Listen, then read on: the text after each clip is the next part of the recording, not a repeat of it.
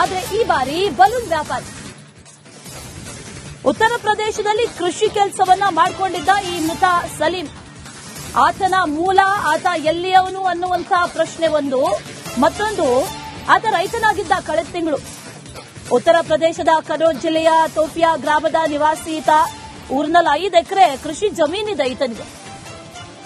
ಆ ಕೃಷಿ ಕೆಲಸವನ್ನ ಬಿಟ್ಟು ಏಕಾಏಕಿಯಾಗಿ ಬಲೂನ್ ವ್ಯಾಪಾರ ಮಾಡೋದಕ್ಕೆ ಈತ ಬಂದಿದ್ಯಾಕೆ, ಅದರಲ್ಲೂ ಮೈಸೂರನ್ನೇ ಆಯ್ಕೆ ಮಾಡ್ಕೊಂಡಿದ್ಯಾಕೆ, ರಾಜ್ಯವನ್ನೇ ಆಯ್ಕೆ ಮಾಡ್ಕೊಂಡಿದ್ಯಾಕೆ, ಇಲ್ಲಿ ಬಂದಿದ್ಯಾಕೆ ಅನ್ನುವಂತಹ ಪ್ರಶ್ನೆಯನ್ನ ಈಗ ಆ ಪ್ರಶ್ನೆಗೆ ಸಂಬಂಧಪಟ್ಟಂತೆ ಪೊಲೀಸರು ಒಂದಷ್ಟು ಅನುಮಾನಗಳನ್ನು ವ್ಯಕ್ತಪಡಿಸ್ತಾ ಇದ್ದಾರೆ. ಅದೇ ನಿಟ್ಟಿನಲ್ಲಿ ಈಗ ತನಿಖೆಯನ್ನ ಕೂಡ ನಡೆಸ್ತಾ ಇದ್ದಾರೆ.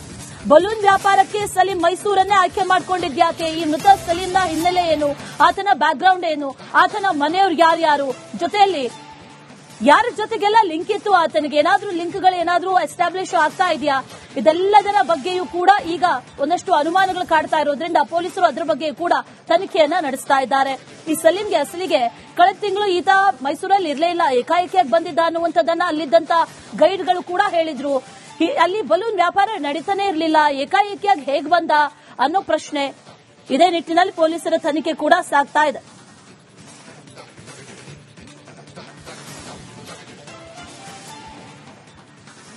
ಇದೇ ವಿಚಾರಕ್ಕೆ ಸಂಬಂಧಪಟ್ಟಂತೆ ಡೀಟೇಲ್ಸ್ ಅನ್ನ ಕೊಡ್ತಾರೆ ನಮ್ಮ ಪ್ರತಿನಿಧಿ ವಿನೋದ್. ನೇರ ಸಂಪರ್ಕದಲ್ಲಿ ಜಾಯಿನ್ ಆಗ್ತಾ ಇದ್ದಾರೆ. ವಿನೋದ್, ಈಗಾಗಲೇ ಪೊಲೀಸರು ತನಿಖೆಯನ್ನ ನಡೆಸ್ತಾ ಇದ್ದಾರೆ. ಆದ್ರೆ ತನಿಖೆ ನಡೆಸ್ತಾ ಇರುವಂತಹ ಸಂದರ್ಭದಲ್ಲಿ ಸಾಕಷ್ಟು ಅನುಮಾನಗಳು ಕಾರಣ ಆಗ್ತಾ ಇರೋದು, ಅದು ಅನುಮಾನಗಳು ಆತಂಕಕ್ಕೂ ಕೂಡ ಕಾರಣ ಆಗ್ತಾ ಇದೆ. ಎಲ್ಲದಕ್ಕೂ ಕಾರಣ ಸಲೀಂ, ಆತನ ಬ್ಯಾಕ್ಗ್ರೌಂಡ್ ಏನು, ಹೋದ್ ತಿಂಗಳು ರೈತ, ಈ ತಿಂಗಳು ಬಲೂನ್ ವ್ಯಾಪಾರಿ, ಹೇಗಾದ ಅನ್ನೋ ಪ್ರಶ್ನೆ. ಡೀಟೇಲ್ಸ್ ಏನಿದೆ?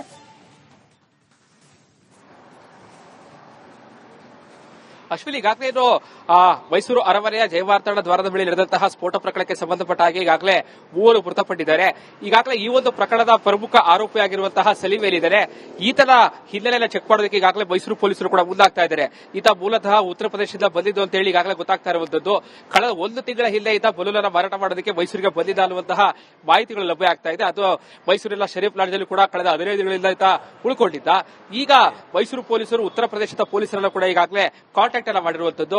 ಅವರಿಗೆ ಗೊತ್ತಾಗ್ತಾ ಇರುವಂತದ್ದು ಸಲೀಂ ಉತ್ತರ ಪ್ರದೇಶದ ಕನೌಜ್ ಜಿಲ್ಲೆಯ ತೋಫಿಯಾ ಗ್ರಾಮದ ನಿವಾಸಿ ಅಂತೇಳಿ ಈಗ ಮೈಸೂರು ಪೊಲೀಸರಿಗೆ ಗೊತ್ತಾಗಿದೆ. ಸೊ ಹೀಗಾಗಿ ಮೈಸೂರು ಪೊಲೀಸರು ಉತ್ತರ ಪ್ರದೇಶದ ಪೊಲೀಸರಿಗೆ ಅವನ ಹಿನ್ನೆಲೆ ಕೂಡ ಚೆಕ್ ಮಾಡಕ್ಕೆ ಶುರು ಮಾಡಿದ್ದಾರೆ. ಈತನಿಗೆ 5 ಎಕರೆ ಜಮೀನಿದೆ, ಆತ ವಾಸ ಮಾಡುವಂತಹ ಕನೌಜ್ ಗ್ರಾಮದಲ್ಲಿ. ಸೊ ಕಳೆದ ತಿಂಗಳಷ್ಟೇ ಈತ ಏನು ರೈತರಾಗಿದ್ದ, ಈಗ ಏಕಾಏಕಿ ಬಲೂನ್ ಮಾರಾಟ ಮಾಡೋದಕ್ಕೆ ಏನು ಕಾರಣ ಅನ್ನೋದು ಈಗ ಬಹಳ ಯಕ್ಷ ಪ್ರಶ್ನೆ ಕಾಡ್ತಾ ಇದೆ. ಈಗಾಗಲೇ ಆತನ ಜೊತೆ ಇದ್ದ ಇಬ್ಬರಲ್ಲೂ ಕೂಡ ಈಗಾಗಲೇ ಪೊಲೀಸರು ವಶಕ್ಕೆ ಪಡೆದು ವಿಚಾರಣೆಗೊಳಿಸುವ ಸಂದರ್ಭದಲ್ಲೂ ಕೂಡ ಆತನ ಬ್ಯಾಕ್ಗ್ರೌಂಡ್ ಅನ್ನು ಚೆಕ್ ಮಾಡೋದಕ್ಕೆ ಈಗಾಗಲೇ ಪೊಲೀಸರು ಮುಂದಾಗ್ತಾ ಇದ್ದಾರೆ. ಯಾಕಂದ್ರೆ ರೈತರಾಗಿರುವಂತಹ ಸಲೀಂ ಏಕಾಏಕಿ ಆ ಉತ್ತರ ಪ್ರದೇಶವನ್ನು ಬಿಟ್ಟು ಮೈಸೂರಿಗೆ ಬರೋದಕ್ಕೆ ಏನ್ ಕಾರಣ ಅನ್ನೋದಕ್ಕೆ ಈಗ ಮೈಸೂರಿಗೆ ಪೊಲೀಸರಿಗೆ ಸಾಕಷ್ಟು ತಲೆನೋವಾಗಿರುವಂತದ್ದು. ಒಂದು ಕಡೆ ಈಗಾಗಲೇ ಸಿಸಿಟಿವಿ ದೃಶ್ಯಾವಳಿ ಕೂಡ ಸ್ಫೋಟ ಸಂದರ್ಭದಲ್ಲೂ ಕೂಡ ಸಿಸಿಟಿವಿ ದೃಶ್ಯಾವಳಿ ಸರಿಯಾಗಿಲ್ಲ. ಮತ್ತೊಂದು ಕಡೆ ಈಗಾಗಲೇ ಜಿಲ್ಲಾ ಉಸ್ತುವಾರಿ ಸಚಿವ ಡಾಕ್ಟರ್ ಎಸ್ ಸಿ ಮಹದೇವಪುರ ಕೂಡ ಈ ಒಂದು ಘಟನೆಯನ್ನು ಆಕಸ್ಮಿಕ ಘಟನೆ ಅಂತ ಹೇಳಿ ಈಗಾಗಲೇ ಅವರು ಕಂಕ್ಲೂಡ್ ಅನ್ನು ಕೊಟ್ಟಿದ್ದಾರೆ. ಸೊ ಹೀಗಾಗಿ ಈ ಘಟನೆಗೆ ಬಹಳ ಪ್ರಮುಖವಾಗಿ ಆದ್ರೆ ಆಕಸ್ಮಿಕವಾಗಿ ಆಗಿರುವಂತಹ ಘಟನೆಯ ಅಥವಾ ಉದ್ದೇಶಪೂರ್ವಕ ಆಗಿರುವಂತಹ ಘಟನೆ, ಇದರ ಬಗ್ಗೆ ಪೊಲೀಸರು ಈಗ ತನಿಖೆಯನ್ನು ಮಾಡ್ತಾ ಇರುವಂತದ್ದು. ಈಗಾಗಲೇ ಮೈಸೂರು ಪೊಲೀಸರು ಮತ್ತು ಉತ್ತರ ಪ್ರದೇಶದ ಪೊಲೀಸರ ಜೊತೆ ನಿರಂತರವಾಗಿ ಸಂಪರ್ಕದಲ್ಲಿದ್ದಾರೆ. ಸೊ ಹೀಗಾಗಿ ಈ ತರ ಬ್ಯಾಕ್ಗ್ರೌಂಡ್ ಅನ್ನ ಚೆಕ್ ಮಾಡಿ ಈ ಒಂದು ಘಟನೆಗೆ ಆಕಸ್ಮಿಕವಾಗಿ ಆಗಿರುವಂತದ್ದ ಅಥವಾ ಉದ್ದೇಶಪೂರ್ವಕವಾಗಿಯೇ ಮೈಸೂರು ಅರಮನೆ ಜಯವಾರ್ತಣ ದ್ವಾರದ ಬಳಿ ಏನು ಸಿಲಿಂಡರ್ ಸ್ಫೋಟ ಆಗೋದಕ್ಕೆ ಪ್ರಮುಖ ಕಾರಣ ಏನು, ಇದರ ಬಗ್ಗೆ ಪೊಲೀಸರು ಕೂಡ ಸಾಕಷ್ಟು ತನಿಖೆಯನ್ನು ಈಗ ಚುರುಕುಗೊಳಿಸ್ತಾ ಇರುವಂತದ್ದು. ಅಶ್ವಿನಿ, ರೈಟ್, ಥ್ಯಾಂಕ್ ಯು ಡೀಟೇಲ್ಸ್ಗೆ. ಆದ್ರೆ ಈ ಬಾರಿ ಬಲೂನ್ ವ್ಯಾಪಾರಿ ಉತ್ತರ ಪ್ರದೇಶದಲ್ಲಿ ಕೃಷಿ ಕೆಲಸವನ್ನ ಮಾಡಿಕೊಂಡಿದ್ದ ಈ ಮೃತ ಸಲೀಂ, ಆತನ ಮೂಲ, ಆತ ಎಲ್ಲಿಯವನು ಅನ್ನುವಂತಹ ಪ್ರಶ್ನೆ ಒಂದು. ಮತ್ತೊಂದು, ಆತ ರೈತನಾಗಿದ್ದ ಕಳೆದ ತಿಂಗಳು. ಉತ್ತರ ಪ್ರದೇಶದ ಕನೌಜ್ ಜಿಲ್ಲೆಯ ತೋಪಿಯಾ ಗ್ರಾಮದ ನಿವಾಸಿ ಈತ. ಊರಿನಲ್ಲಿ 5 ಎಕರೆ ಕೃಷಿ ಜಮೀನಿದೆ ಈತನಿಗೆ. ಆ ಕೃಷಿ ಕೆಲಸವನ್ನ ಬಿಟ್ಟು ಏಕಾಏಕಿಯಾಗಿ ಬಲೂನ್ ವ್ಯಾಪಾರ ಮಾಡೋದಕ್ಕೆ ಈತ ಬಂದಿದ್ಯಾಕೆ, ಅದರಲ್ಲೂ ಮೈಸೂರನ್ನೇ ಆಯ್ಕೆ ಮಾಡ್ಕೊಂಡಿದ್ಯಾಕೆ, ರಾಜ್ಯವನ್ನೇ ಆಯ್ಕೆ ಮಾಡ್ಕೊಂಡಿದ್ಯಾಕೆ, ಇಲ್ಲಿ ಬಂದಿದ್ಯಾಕೆ ಅನ್ನುವಂತಹ ಪ್ರಶ್ನೆಯನ್ನ ಈಗ ಆ ಪ್ರಶ್ನೆಗೆ ಸಂಬಂಧಪಟ್ಟಂತೆ ಪೊಲೀಸರು ಒಂದಷ್ಟು ಅನುಮಾನಗಳನ್ನು ವ್ಯಕ್ತಪಡಿಸ್ತಾ ಇದ್ದಾರೆ. ಅದೇ ನಿಟ್ಟಿನಲ್ಲಿ ಈಗ ತನಿಖೆಯನ್ನ ಕೂಡ ನಡೆಸ್ತಾ ಇದ್ದಾರೆ. ಬಲೂನ್ ವ್ಯಾಪಾರಕ್ಕೆ ಸಲೀಂ ಮೈಸೂರನ್ನೇ ಆಯ್ಕೆ ಮಾಡ್ಕೊಂಡಿದ್ಯಾಕೆ, ಈ ಮೃತ ಸಲೀಂನ ಹಿನ್ನೆಲೆ ಏನು, ಆತನ ಬ್ಯಾಕ್ಗ್ರೌಂಡ್ ಏನು, ಆತನ ಮನೆಯವರು ಯಾರ್ಯಾರು, ಜೊತೆಯಲ್ಲಿ ಯಾರ ಜೊತೆಗೆಲ್ಲ ಲಿಂಕ್ ಇತ್ತು, ಆತನಿಗೆ ಏನಾದ್ರೂ ಲಿಂಕ್ಗಳು ಏನಾದ್ರೂ ಎಸ್ಟಾಬ್ಲಿಷ್ ಆಗ್ತಾ ಇದೆಯಾ, ಇದೆಲ್ಲದರ ಬಗ್ಗೆಯೂ ಕೂಡ ಈಗ ಒಂದಷ್ಟು ಅನುಮಾನಗಳು ಕಾಡ್ತಾ ಇರೋದ್ರಿಂದ ಪೊಲೀಸರು ಅದರ ಬಗ್ಗೆ ಕೂಡ ತನಿಖೆಯನ್ನ ನಡೆಸ್ತಾ ಇದ್ದಾರೆ. ಈ ಸಲೀಂಗೆ ಅಸಲಿಗೆ ಕಳೆದ ತಿಂಗಳು ಈತ ಮೈಸೂರಲ್ಲಿ ಇರಲೇ ಇಲ್ಲ, ಏಕಾಏಕಿಯಾಗಿ ಬಂದಿದ್ದ ಅನ್ನುವಂಥದ್ದನ್ನ ಅಲ್ಲಿದ್ದಂತ ಗೈಡ್ಗಳು ಕೂಡ ಹೇಳಿದ್ರು. ಅಲ್ಲಿ ಬಲೂನ್ ವ್ಯಾಪಾರ ನಡೀತಾನೆ ಇರಲಿಲ್ಲ, ಏಕಾಏಕಿಯಾಗಿ ಹೇಗ್ ಬಂದ ಅನ್ನೋ ಪ್ರಶ್ನೆ. ಇದೇ ನಿಟ್ಟಿನಲ್ಲಿ ಪೊಲೀಸರ ತನಿಖೆ ಕೂಡ ಸಾಗ್ತಾ ಇದೆ.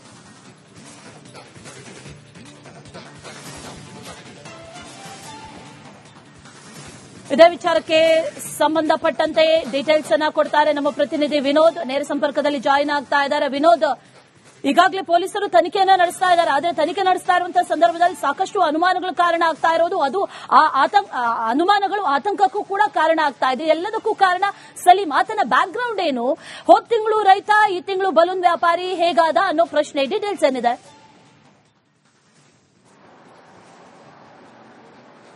ಅಶ್ವಿನಿ, ಈಗಾಗಲೇ ಇದು ಮೈಸೂರು ಅರಮನೆಯ ಜಯವಾರ್ತನ ದ್ವಾರದ ಬಳಿ ನಡೆದಂತಹ ಸ್ಫೋಟ ಪ್ರಕರಣಕ್ಕೆ ಸಂಬಂಧಪಟ್ಟ ಹಾಗೆ ಈಗಾಗಲೇ 3 ಮೃತಪಟ್ಟಿದ್ದಾರೆ.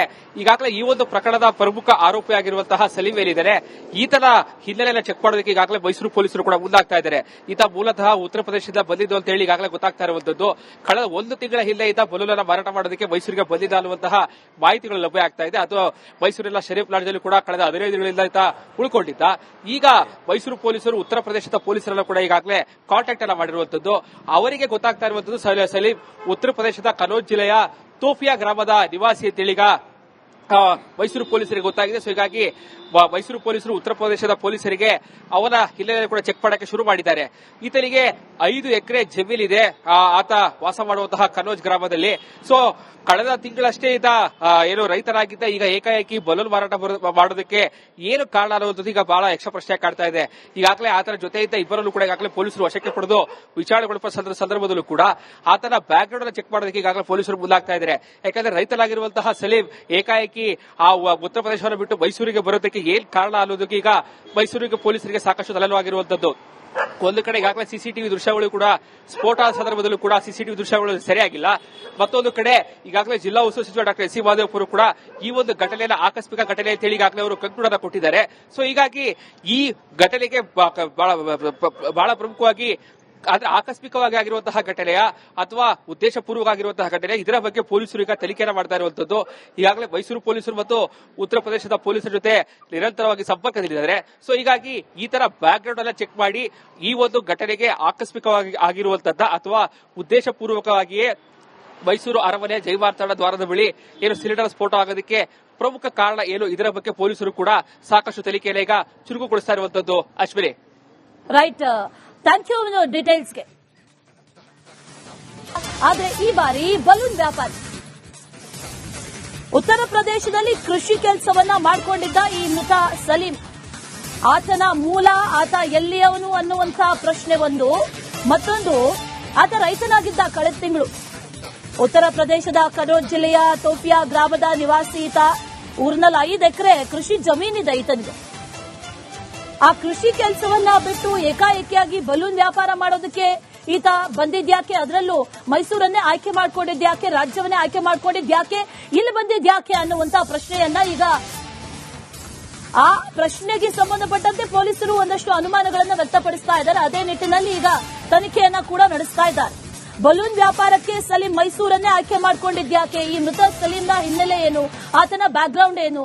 ಆತನ ಮನೆಯವ್ರು ಯಾರ್ಯಾರು? ಜೊತೆಯಲ್ಲಿ ಯಾರ ಜೊತೆಗೆಲ್ಲ ಲಿಂಕ್ ಇತ್ತು ಆತನಿಗೆ? ಏನಾದ್ರೂ ಲಿಂಕ್ಗಳು ಏನಾದ್ರೂ ಎಸ್ಟಾಬ್ಲಿಷ್ ಆಗ್ತಾ ಇದೆಯಾ? ಇದೆಲ್ಲದರ ಬಗ್ಗೆಯೂ ಕೂಡ ಈಗ ಒಂದಷ್ಟು ಅನುಮಾನಗಳು ಕಾಡ್ತಾ ಇರೋದ್ರಿಂದ ಪೊಲೀಸರು ಅದರ ಬಗ್ಗೆ ಕೂಡ ತನಿಖೆಯನ್ನ ನಡೆಸ್ತಾ ಇದ್ದಾರೆ. ಈ ಸಲೀಂಗೆ ಅಸಲಿಗೆ ಕಳೆದ ತಿಂಗಳು ಈತ ಮೈಸೂರಲ್ಲಿ ಇರಲೇ ಇಲ್ಲ, ಏಕಾಏಕಿಯಾಗಿ ಬಂದಿದ್ದ ಅನ್ನುವಂಥದ್ದನ್ನ ಅಲ್ಲಿದ್ದಂತ ಗೈಡ್ಗಳು ಕೂಡ ಹೇಳಿದ್ರು. ಅಲ್ಲಿ ಬಲೂನ್ ವ್ಯಾಪಾರ ನಡೀತಾನೆ ಇರಲಿಲ್ಲ, ಏಕಾಏಕಿಯಾಗಿ ಹೇಗ್ ಬಂದ ಅನ್ನೋ ಪ್ರಶ್ನೆ. ಇದೇ ನಿಟ್ಟಿನಲ್ಲಿ ಪೊಲೀಸರ ತನಿಖೆ ಕೂಡ ಸಾಗ್ತಾ ಇದೆ.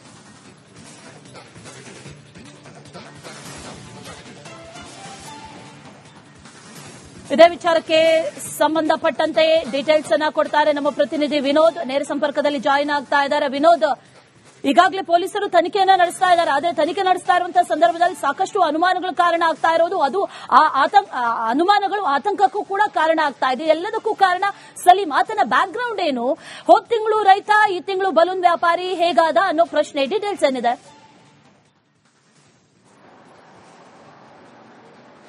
ಅಶ್ವಿನಿ, ಈಗಾಗಲೇ ಇದು ಮೈಸೂರು ಅರಮನೆಯ ಜಯವಾರ್ತಣ ದ್ವಾರದ ಬಳಿ ನಡೆದಂತಹ ಸ್ಫೋಟ ಪ್ರಕರಣಕ್ಕೆ ಸಂಬಂಧಪಟ್ಟ ಹಾಗೆ ಈಗಾಗಲೇ 3 ಮೃತಪಟ್ಟಿದ್ದಾರೆ. ಈಗಾಗಲೇ ಈ ಒಂದು ಪ್ರಕರಣದ ಪ್ರಮುಖ ಆರೋಪಿಯಾಗಿರುವಂತಹ ಸಲೀಂ ಏನಿದ್ದಾರೆ, ಈತನ ಹಿನ್ನೆಲೆಯನ್ನು ಚೆಕ್ ಮಾಡೋದಕ್ಕೆ ಈಗಾಗಲೇ ಮೈಸೂರು ಪೊಲೀಸರು ಕೂಡ ಮುಂದಾಗ್ತಾ ಇದ್ದಾರೆ. ಈತ ಮೂಲತಃ ಉತ್ತರ ಪ್ರದೇಶದಿಂದ ಬಂದಿದ್ದು ಅಂತ ಹೇಳಿ ಈಗಾಗಲೇ ಗೊತ್ತಾಗ್ತಾ ಇರುವಂತದ್ದು. ಕಳೆದ 1 ತಿಂಗಳ ಹಿಂದೆ ಈತ ಬಲೂನನ್ನ ಮಾರಾಟ ಮಾಡೋದಕ್ಕೆ ಮೈಸೂರಿಗೆ ಬಂದಿದ್ದ ಅನ್ನುವಂತಹ ಮಾಹಿತಿಗಳು ಲಭ್ಯ ಆಗ್ತಾ ಇದೆ. ಅದು ಮೈಸೂರಿನ ಶರೀಫ್ ಲಾಡ್ಜಲ್ಲಿ ಕೂಡ ಕಳೆದ 15 ದಿನಗಳಿಂದ ಈತ ಉಳ್ಕೊಂಡಿದ್ದ. ಈಗ ಮೈಸೂರು ಪೊಲೀಸರು ಉತ್ತರ ಪ್ರದೇಶದ ಪೊಲೀಸರನ್ನ ಕೂಡ ಈಗಾಗಲೇ ಕಾಂಟ್ಯಾಕ್ಟ್ ಅನ್ನ ಮಾಡಿರುವಂತದ್ದು.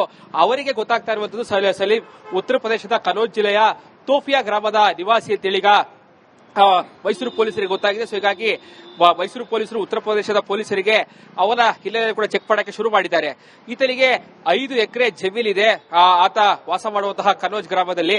ಸೊ ಕಳೆದ ತಿಂಗಳಷ್ಟೇ ಈತ ಏನು ರೈತರಾಗಿದ್ದ, ಈಗ ಏಕಾಏಕಿ ಬಲೂನ್ ಮಾರಾಟ ಮಾಡೋದಕ್ಕೆ ಏನು ಕಾರಣ ಅನ್ನೋದು ಈಗ ಬಹಳ ಯಕ್ಷ ಪ್ರಶ್ನೆ ಕಾಡ್ತಾ ಇದೆ. ಈಗಾಗಲೇ ಆತನ ಜೊತೆ ಇದ್ದ ಇಬ್ಬರಲ್ಲೂ ಕೂಡ ಈಗಾಗಲೇ ಪೊಲೀಸರು ವಶಕ್ಕೆ ಪಡೆದು ವಿಚಾರಣೆಗೊಳಿಸುವ ಸಂದರ್ಭದಲ್ಲೂ ಕೂಡ ಆತನ ಬ್ಯಾಕ್ ಗ್ರೌಂಡ್ ಅನ್ನು ಚೆಕ್ ಮಾಡೋದಕ್ಕೆ ಈಗಾಗಲೇ ಪೊಲೀಸರು ಮುಂದಾಗ್ತಾ ಇದ್ದಾರೆ. ಯಾಕಂದ್ರೆ ರೈತರಾಗಿರುವಂತಹ ಸಲೀಂ ಏಕಾಏಕಿ ಆ ಉತ್ತರ ಪ್ರದೇಶವನ್ನು ಬಿಟ್ಟು ಮೈಸೂರಿಗೆ ಬರೋದಕ್ಕೆ ಏನ್ ಕಾರಣ ಅನ್ನೋದಕ್ಕೆ ಈಗ ಮೈಸೂರಿಗೆ ಪೊಲೀಸರಿಗೆ ಸಾಕಷ್ಟು ತಲೆನೋವಾಗಿರುವಂತದ್ದು. ಒಂದು ಕಡೆ ಈಗಾಗಲೇ ಸಿಸಿಟಿವಿ ದೃಶ್ಯಾವಳಿ ಕೂಡ ಸ್ಫೋಟ ಸಂದರ್ಭದಲ್ಲೂ ಕೂಡ ಸಿಸಿಟಿವಿ ದೃಶ್ಯಾವಳಿ ಸರಿಯಾಗಿಲ್ಲ. ಮತ್ತೊಂದು ಕಡೆ ಈಗಾಗಲೇ ಜಿಲ್ಲಾ ಉಸ್ತುವಾರಿ ಸಚಿವ ಡಾಕ್ಟರ್ ಎಸ್ ಸಿ ಮಾದೇವಪುರ ಕೂಡ ಈ ಒಂದು ಘಟನೆಯನ್ನು ಆಕಸ್ಮಿಕ ಘಟನೆ ಅಂತ ಹೇಳಿ ಈಗಾಗಲೇ ಅವರು ಕಂಕುಳನ್ನ ಕೊಟ್ಟಿದ್ದಾರೆ.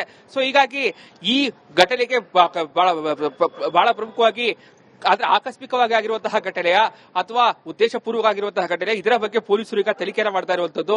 ಈಗಾಗಲೇ ಮೈಸೂರು ಪೊಲೀಸರು ಮತ್ತು ಉತ್ತರ ಪ್ರದೇಶದ ಪೊಲೀಸರ ಜೊತೆ ನಿರಂತರವಾಗಿ ಸಂಪರ್ಕದಲ್ಲಿದ್ದಾರೆ. ಸೊ ಹೀಗಾಗಿ ಈ ತರ ಬ್ಯಾಕ್ ಗ್ರೌಂಡ್ ಅನ್ನ ಚೆಕ್ ಮಾಡಿ ಈ ಒಂದು ಘಟನೆಗೆ ಆಕಸ್ಮಿಕವಾಗಿ ಆಗಿರುವಂತದ್ದ ಅಥವಾ ಉದ್ದೇಶಪೂರ್ವಕವಾಗಿಯೇ ಮೈಸೂರು ಅರಮನೆ ಜಯವಾರ್ತಣ ದ್ವಾರದ ಬಳಿ ಏನು ಸಿಲಿಂಡರ್ ಸ್ಫೋಟ ಆಗೋದಕ್ಕೆ ಪ್ರಮುಖ ಕಾರಣ ಏನು, ಇದರ ಬಗ್ಗೆ ಪೊಲೀಸರು ಕೂಡ ಸಾಕಷ್ಟು ತನಿಖೆಯನ್ನು ಈಗ ಚುರುಕುಗೊಳಿಸ್ತಾ ಇರುವಂತದ್ದು. Ashwini, right, thank you ಡೀಟೇಲ್ಸ್ಗೆ.